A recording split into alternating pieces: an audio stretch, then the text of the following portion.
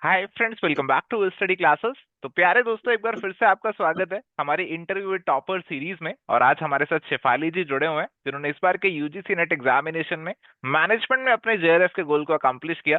तो बहुत बहुत बधाई शेफाली जी आपको। बहुत अच्छा लगा आज आप थैंक हमारे साथ जुड़े हैं और बहुत सी बातें इनसे जानेंगे। बहुत स्वागत है आपका आज हमारे प्लेटफॉर्म पे। Thank you so much sir.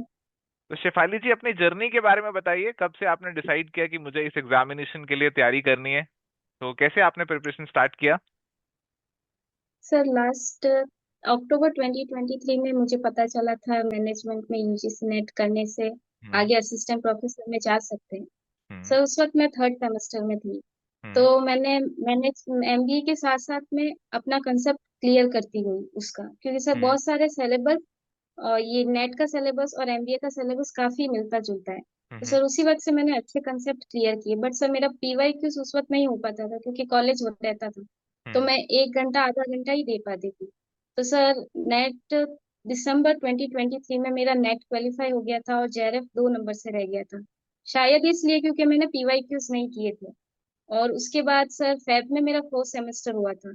हम्म। मार्च में फिर मैंने आपके वीडियोस देखने स्टार्ट कर लिए। हम्म। तभी से टारगेट बना लिया कि आपके सारे marathon 500 MCQ series, 5 minute series, जो शायद 289 समथिंग वीडियोस है, तो वो हम्म। सब मैंने किए। उसमें से बहुत सारे सर अच्छे अच्छे टॉपिक्स मिले मुझे, और वो टॉपिक्स रिपीटेड भी हुए जो मेरे अननोन थे। तो सर मैंने वो सब किए और उसमें जी बहुत मेरी हेल्प, बहुत। जी जी जी। तो शेफाली जी, आप बता रहे थे अक्टूबर 2023 में आपको पेपर के बारे में पता चला और दिसंबर में आपने नेट भी क्लियर कर लिया। तो बहुत ही yes. Short span of time में मेरे ख्याल से आपने एमबीए में काफी अच्छी पढ़ाई करी होगी जो इतने शॉर्ट स्पैन ऑफ टाइम में आपने अपना नेट भी क्लियर कर लिया। और उसके बाद अभी आप जेआरएफ तक पहुंचे। तो नेट से जेआरएफ यस। तक पहुंचने में जैसे आपने बताया पीवाई क्या उसका एक इम्पोर्टेंट रोल रहा। तो नेट से जेआरएफ की जर्नी आपकी कैसी रही? और जो फ्यूचर एस्पिरेंट्स है जो शायद इस बार नेट पे अटक गए और जेआरएफ के लिए जाना चाह रहे हैं, तो उनको क्या कहना चाहेंगे आप? सर पहले तो मैं बोलना चाहूंगी, अब लेवल बहुत ज्यादा हाई हो गया है। शायद अपन को टारगेट करना होगा इस बार की कट ऑफ से +20, क्योंकि सर हर बार कट ऑफ बहुत हाई हो रही है। तो 101% ट्राई करना होगा। और सर जब आप जैसे टीचर्स इतना फ्री फ्री वीडियोस में भी इतना अच्छा समझाते हो, तो फिर शायद मैंने आपका मॉक टेस्ट वगैरह लिया होता तो शायद मेरे मार्क्स और भी अच्छे होते हैं। बट सर इतना भी आई एम सो थैंकफुल कि आपकी वीडियोस मैंने देखे और पीवाईक्यू से बहुत कंसेप्ट क्लियर हुए।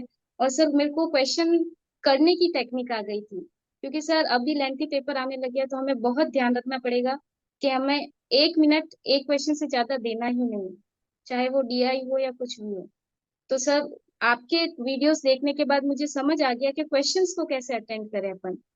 क्योंकि सर आपने कभी कभी वीडियोस में बताया है कि अपन को एलिमिनेशन भी लगाना होता है, कोई कोई टॉपिक्स ऐसे आते हैं जो अपने आउट ऑफ को सिलेबस भी हो जाते हैं।